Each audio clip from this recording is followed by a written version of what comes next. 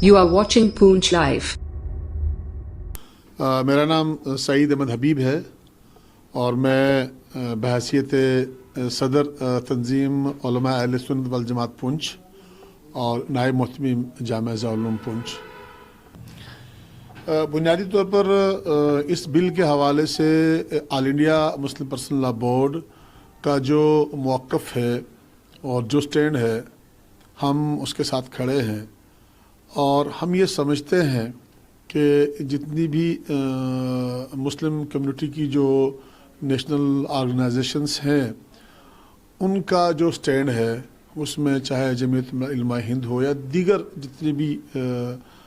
جو ملی اور سماجی جو تنظیمیں ہماری ہیں،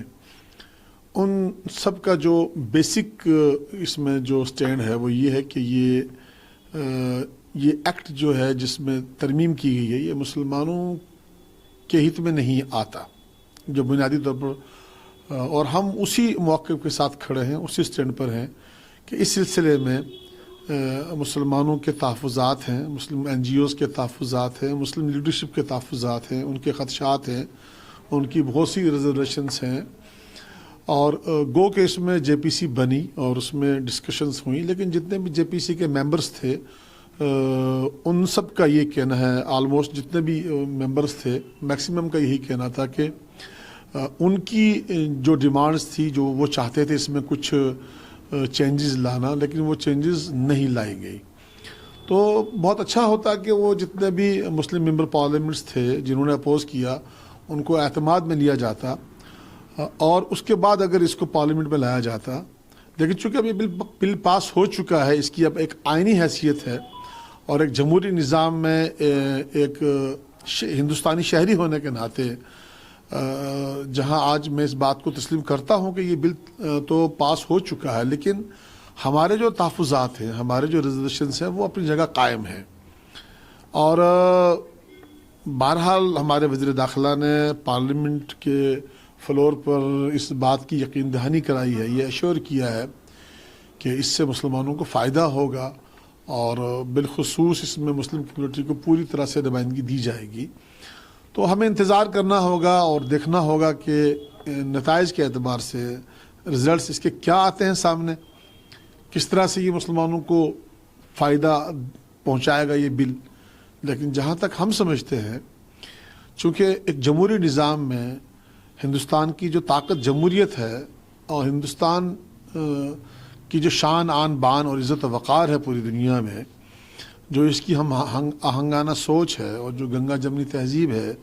اور جو یہاں کا بھائی چارہ ہے جس نے اس وطن کو مضبوط کیا ہے، اور ہم بھی یہی چاہتے ہیں کہ اس ملک کو ترقی ملے، مضبوطی ملے، اس ملک کا جو جتنا بھی سماج ہے اور جتنے طبقات ہیں وہ صدیوں سے جس طرح سے رہتے چلے آئے ہیں وہ اسی طرح رہیں اور اس ملک کو آگے لے جانے میں اپنا یوگدان پیش کریں۔ لیکن اس قسم کے معاملات سے میں سمجھتا ہوں اگر ہم ملکی مفادات کی بات کریں، نیشنل انٹرسٹ کی بات کریں، تو کہیں نہ کہیں جب آپ کی ایک بہت بڑی آبادی کو خدشات ہوں، تحفظات ہوں، تو میں سمجھتا ہوں حکومت کو چاہیے کہ وہ ان خدشات اور تحفظات کا نوٹس ضرور لے۔ دیکھیے، سب سے اہم بات یہ ہے کہ حکومت کی نیت کیا ہے۔ عورتوں کا ہونا کوئی مسئلہ نہیں ہے، نان مسلمز کا ہونا کوئی مسئلہ نہیں ہے۔ ہم ایک سیکولر اور ایک ڈیموکریٹک سیٹ اپ میں رہتے ہیں، لہٰذا ہمیں اس بات کی فکر نہیں ہے کہ عورتیں کیوں آ گئی ہیں، ہمیں اس بات سے کوئی لینا دینا نہیں ہے کہ ہندوز یا سکھ بھائی اس میں آ جائیں گے یا کوئی کرسچن بھی آتا ہے۔ ہم جس سسٹم میں رہ رہے ہیں یہ ایک ملا جلا سماج ہے، لیکن اگر آپ دیکھیں گے جتنے بھی مذہبی معاملات ہیں تمام مذاہب کے، اس میں جو روایت چلی آ رہی ہے، چاہے وہ ہندو کمیونٹی کے جو ٹرسٹ ہوتے ہیں یا ان کی جو آرگنائزیشنز ہوتی ہیں، نیچرلی بنتا بھی یہی ہے کہ اس میں جب دھارمک معاملات ہوں تو اسی کمیونٹی کے لوگ اس کو زیادہ بہتر طریقے سے ہینڈل کر سکتے ہیں۔ ادروائز جو خدشات ہیں وہ پھر جو شکوے شکایتیں وہ بڑھ جاتی ہیں۔ تو جہاں تک اس بات کو کیوں اجاگر کیا جاتا ہے کہ عورتوں کو رکھا گیا. یہ ایک نارمل بات ہے, ہونا چاہیے, ٹھیک ہے, اگر آپ نے رکھ لیا تو ٹھیک ہے. اب اس بات کو فوکس کر کے اس کو نیوز بنانا میں اس فیور میں نہیں ہوں. اور جہاں تک آپ نے کہا کہ دوسرے نان مسلمس کا ہونا, ہمیں یہ دیکھنا ہوگا آیا یہ بل اوور آل نتیجے کے اعتبار سے ایز اے رزلٹ الٹیمیٹلی مسلمانوں کو کیا فائدہ دیتا ہے, اور یہ ایک وقت بتائے گا. لیکن جو موجودہ صورتحال ہے, جو سچویشن ہے, جو سرکمسٹانسز ہیں, ان میں ہم یہ سمجھتے ہیں کہ یہ بل جو ہے یہ مسلمانوں کو فیور نہیں کرے گا. ہاں یہ بات الگ ہے, ٹھیک ہے, یہ بات سامنے آ رہی ہے کہ اس میں بے ضابطگیاں ہوئی ہیں. اس میں کوئی دو رائے ہی ہے کہ اوقاف کے حوالے سے مسلم کمیونٹی کی لیڈرشپ نے بے ضابطگیاں کی ہیں, لیکن وہ جس لیول کی بے ضابطگیاں ہیں وہ آپ دیکھیں گے تو حکومت کے محکموں میں پائی جاتی ہیں. وہ آپ دیکھیں تو ہندو دھرم کے ٹرسٹ ہے, سکھ دھرم کے ٹرسٹ ہے, عیسائی دھرم کے ٹرسٹ ہے, وہاں سے شکایات موصول ہوتی رہتی ہیں. تو اس چیز کو جو ہے وہ ود ان سسٹم ٹھیک کیا جا سکتا تھا, لیکن اس طرح سے پورے سسٹم کو بدل دیا جانا اور پوری وقف پراپرٹی کو سرکار کے نینترن میں دے دینا,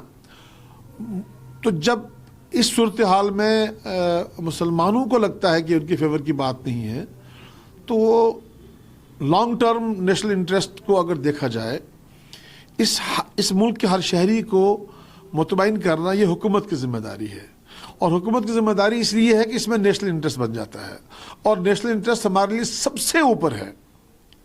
تو پولیٹیکلی اگر ہم چیزوں کو مینیج کریں گے یا پولیٹیکلی چیزوں کو کریکٹ کریں گے تو پھر نیشنل انٹرسٹ غائب ہو جائے گا. لہٰذا میں اپنی لیڈرشپ سے, جو جن کے ہاتھوں میں اس وقت کمان ہے, ہندوستان کی عوام نے ان کو مینڈیٹ دیا ہے, وہ اس وقت ہمارے حکمران ہیں, اور نیچرلی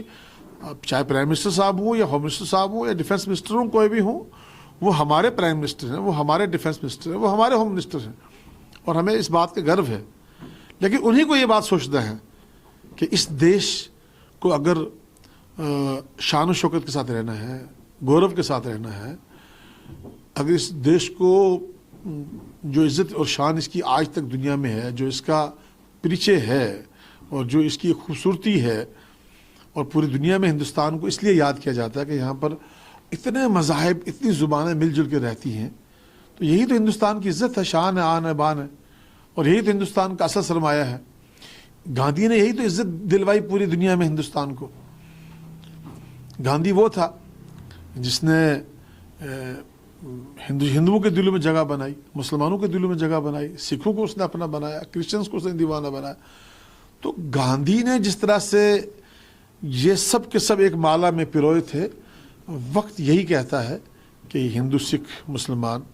عیسائی سب آپس میں بھائی بھائی بن کے رہیں, تبھی یہ دیش ایک وکست بھارت بن سکتا ہے. ادروائز مجھے نہیں لگتا اگر ہم لڑتے رہے اور ہم ایک دوسرے سے اگر دور دور رہے, یا ہمارے خدشات اور شکایات, ریزرویشن ایک دوسرے سے رہیں گی, تو پھر یہ دلوں کی دوریاں جو ہیں یہ ملک کو نقصان پہنچاتی ہیں. اور ہم کسی طور پر بھی اس بات کے حق میں نہیں ہیں کہ ہمارا ملک کسی بھی سطح پر اس کو کوئی نقصان پہنچائے, چاہے باہر کی طاقتیں ہوں یا اندر کی طاقتیں ہوں. یہ ملک سلامت رہے گا, ہم خوشحال رہیں گے. دیکھیے ہندوستان کی جو مسلم پاپولیشن ہے, اگر آپ دیکھیں تو جو سچر کمیونٹی کی رپورٹ آئی تھی, اس رپورٹ میں جو ڈاٹا آیا تھا, اس ڈاٹا کے مطابق ہندوستانی مسلمان ہندوستان میں رہنے والے دلت سے بھی نیچے ہے. تو اوور آل اگر دیکھا جائے تو مسلمانوں کا 1-2% بھی خوشحال طبقہ نہیں ہے. اوور آل مسلمان آج بھی جو ہے پسماندہ ہے, غریب ہے, اور وہ اس کی کوئی حصہ داری نہیں ہے, اس لیے کہ تعلیم میں ہمیشہ ہی مسلمان پیچھے رہا, اور کوئی ایسا ماضی کی حکومتوں نے بھی ایسا کوئی قدم نہیں اٹھایا جس سے کہ مسلمانوں کے لیے کوئی انقلابی طور پر کوئی تبدیلی آئی ہو. پہلی بات تو یہ ہے کہ اوور آل مسلمانوں کے لیے ضرورت ہے کہ مسلمانوں کے لیے اگر ہماری حکومت چاہتی ہے کہ اس ملک کا ہر طبقہ خوشحال ہو, تو پھر مسلمانوں کے لیے تعلیم میں ریزرویشن کی ضرورت ہے, سیاست میں ریزرویشن کی ضرورت ہے. جب آپ, چونکہ سرکار جو ہے وہ اس کی جو حیثیت ہے وہ ماں باپ کی حیثیت ہے, تو ماں باپ کی حیثیت کے اعتبار سے ہر شہری, ہر ناگرک کی رکشا, اس کا خیال رکھنا یہ سرکار کی ذمہ داری ہے. اور جب ہر ناگرک خوشحال ہوگا تو یہ دیش ترقی کرے گا. اور اگر کچھ ناگرک اس کے خوشحال ہوں گے, کچھ بدحال ہوں گے, تو جو بدحال ہوں گے وہ خوشحال لوگوں کے لیے ایک درد سر بن جائیں گے. وہ تو لہٰذا پہلی بات تو یہ ہے. دوسری بات یہ ہے کہ یہ وقت بتائے گا. اگر ہوم منسٹر صاحب نے اشور کیا ہے